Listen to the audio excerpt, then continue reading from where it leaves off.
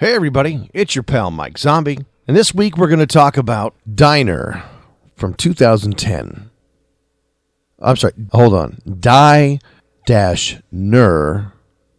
and in parentheses the words, get it? Yeah, we get it. Diner. Well, this was on Netflix, and I thought, what the hell? This looks interesting. And the picture it showed of the cover, it looked like it had a couple of awards. You know, they like to put the award names in little, like cups or trophies, whatever, on the box. And the small photo looked like it had a couple of awards in the front. So I thought, okay, well, you know what? I'll give it a look. And the synopsis is basically a serial killer at a diner is killing people, but they just keep coming back to life, blah, blah, blah. And I thought, well, that sounds interesting. I don't think I've seen something quite like that, so let's check it out. It's kind of a mixed bag with this movie. Diner is a mix of a couple of different movies. I liked some of it, and I didn't like other parts of it, and I'm not quite sure how to feel about it. We go to a diner in the middle of, well, they never tell us where we are. We assume it's like just some roadhouse diner in the middle of nowhere. I always assume diners in movies are like in the middle of Nevada, you know what I mean? I always kind of get that feel if you don't see anything directly around the building. So we show up at this diner, and the waitress is talking to a customer, and he's kind of sitting there, and he's asking her all kinds of questions. He's very inquisitive. He's asking about her life and her situation. She sits down and just, because she's kind of comfortable, she's sitting there talking about her life and her story, and the guy seems very interested. He's very relaxed, his tone is very mellow, and very un-serial killer-ish, I guess I would think. Pulls out a knife and kills her, and then kills the cook, the only two employees at this diner. Then he sticks him in the cooler. And sure enough, customers drive up. It's a young couple. And they're arguing. It's clear they're having some relationship issues. And she's like, well, let's just talk about it inside. So he gets up and goes in the diner. And Ken, he's like, uh-oh. So he puts on the apron. And the guy needs the bathroom, so he says, "Yeah, it's down the hall." And he's looking outside at the I don't even remember her name. The lady, her name is Kathy. So Ken is standing there looking outside because Kathy didn't come in the diner. She stays outside. Now I can tell you clearly that Kathy in real life is Liesl Kopp is her name, and she doesn't smoke. And I can tell you that for a fact because her character does. And her character, clearly, her lighting a cigarette was one of the most awkward things I'd ever seen. For those of you who might hear this as smoked, I smoked for about 20 years. So she takes her pack of cigarettes out. She opens it up. She turns it upside down towards her hand, which would be weird. And she starts shaking it, trying to get a cigarette to fall out. Of course, that's not how a smoker would do it. And then they don't show her light it, but they show it sticking out of the corner of her mouth as she absolutely looks with her eyes squinty, like she's got a Roman candle firing out of the side of her head. I felt very bad for her, because it's clear that she's not enjoying it. But they had to show that because she needs to have a lighter later on, so that's how they worked it. But Liesl Kopp clearly is not a smoker, and good for her. Then she comes in and sits down, and immediately she kind of starts to have this uncomfortable breakup conversation with her boyfriend. And they're sitting there, and Ken comes over, like, with menus. "Hi, can I help you?" Very awkwardly. And it's very clear from his mannerisms. Though apparently been served many meals in a restaurant, he's not very clear with the protocol and what to bring. So he brings them some menus and says, "I'll be right." He says, "Can we get some water?" He's like, "Oh, yeah, okay." And he goes back and gets it and brings them some coffee and takes their order. Now, I did enjoy, as he was taking their order, he was clearly doodling like a bunny rabbit or a pig or something onto the check. It wasn't writing the order because he's not going to prepare any food. He goes back and just stands there, and no food gets prepared. And he's watching these two people argue. Not really argue, I guess. They're just, that breakup talk where, all right, well, what do you want to do, and how are you feeling about it? That really, the breakup talk. We've all had it. So he sits down next to them, which is really awkward for a server to do, and he's asking questions because, again, you see he's opening his knife under the table. He's going to kill them both. And sure enough, a sheriff pulls up. Sheriff Duke. So he jumps back up. Sheriff comes in, and this killer, Ken, he's very well spoken.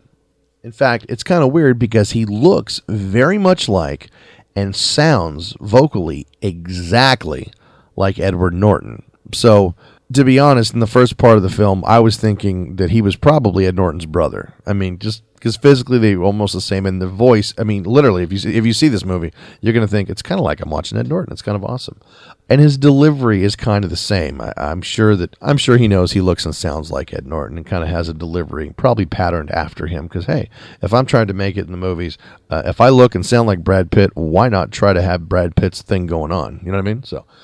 I understand that. So his delivery was good. I'm going to just jump through this because, like I said, I have a mixed feeling on this movie. As Ken is talking to the Sheriff Duke, he's talking about the cook, and of course the guy that Ken killed when he got there. The sheriff's like yelling back there, "Hey, you back there? You know, what's going on? You know, don't be mad about the other day." Because he issued the cook a speeding ticket. So he's like, he's mad at me. He doesn't want to talk to me. We're talking with Ken and Duke, and all of a sudden the sheriff looks up and goes, "Oh, hey, there you are. Oh, hey, sorry about giving you the speeding ticket. I'm just doing my job." And blah, blah, blah. And Ken's like, "What?" And Ken turns around, and the cook is now walking around in the kitchen. Ken's like, I just killed him a little while ago. He's like, "I'll be right back." And he goes and looks in the kitchen, and of course, these two dead have come back to life. They're clearly zombies. It's not any, oops, I didn't kill you good enough thing. They're really dead. Here's where the movie kind of goes. It lost me while pulling me in. It's kind of weird. The zombies attack Sheriff, who walks back there to apologize, bites him on the neck, critically wounded. Okay. Ken calls upon Rob and Kathy, the couple that are fighting, to come help him. And now he's got Duke's gun, and he's, like, "Hey, you're going to help me." And he involves them in trying to capture these zombies and tie them down and deactivate them, kill them again. And the rest of the movie is basically Ken with witty lines and kind of smart-ass dialogue. I mean, he's an easy character to watch. He's a decent actor, and he's giving out decent lines that are witty. I mean, it's not like he's being very passive-aggressive. He's like, "Help me, I'm going to blow your fucking brains out. Come here and hold this guy down, or I'm going to shoot your girlfriend in the face." I mean, but it's very, "Hey, pal, do me a favor. Come here for a second and help me." I mean, it's not done in anger, but clearly he's a psychopath. And that was fine, a little awkward. But the movie goes on, and they have all these chances, because this is a little dude. I mean, I'm assuming Ed Norton's probably like 5'6", and probably $140. He's not much. I mean, physically, not a big guy. And neither is Joshua Groat, the guy playing Ken. Doesn't appear to be, anyway. And they have numerous times to overpower him and take his weapon away. Finally, they do. Now, the guy playing Rob, Parker Quinn, he's got a bunch. I looked on IMDb. He's got a bunch of stuff going on. And he was, in this movie, just an awful actor.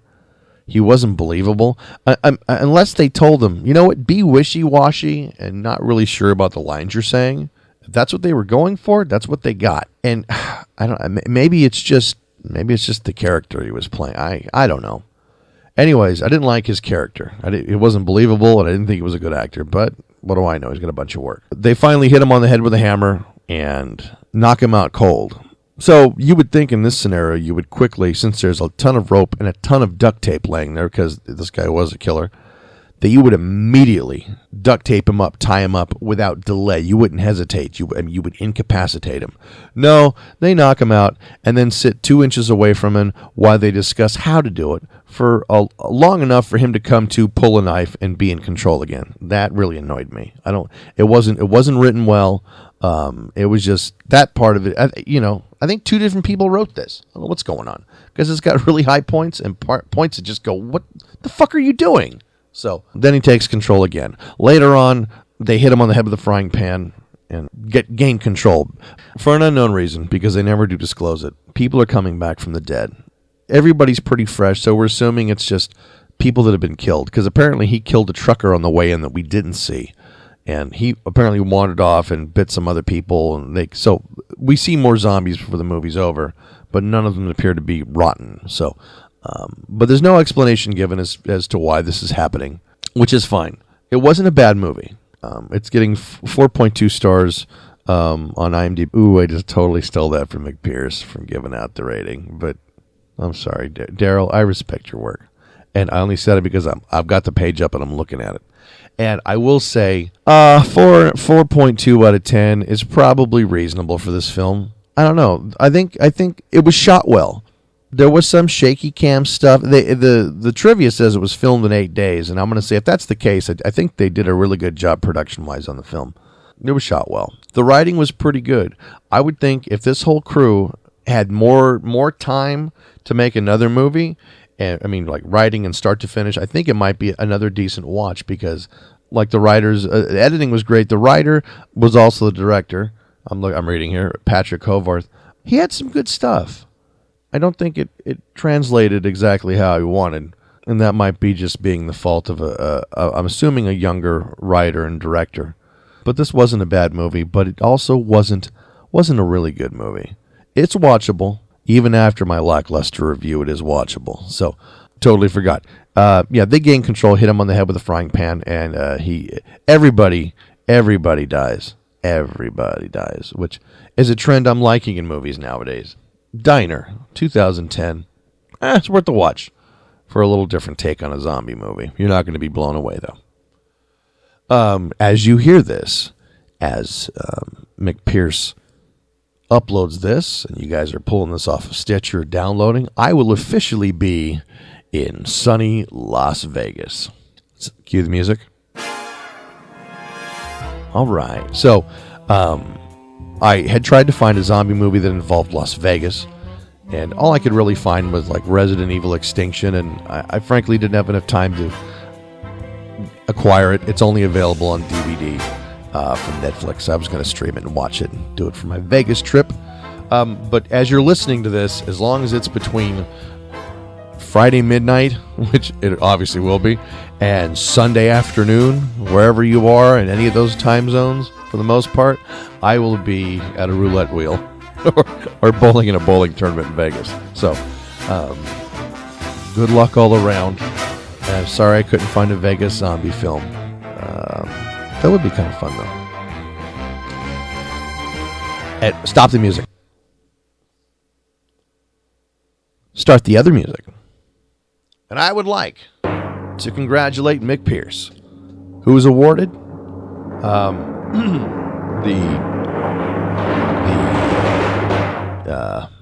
he never did tell me what his award was. McPierce did receive an award from his work for just doing a good job, and since I don't have the name of it, I'm going to say that you received the official breakdancing crown from the Chamber of Commerce in Waukegan, Illinois. I have no idea. But you got an award for being good at what you do and doing it well. So, congratulations, McPierce. Good news all around. So, I will hopefully be awarded, a trophy in Vegas. I don't know. My team took second place.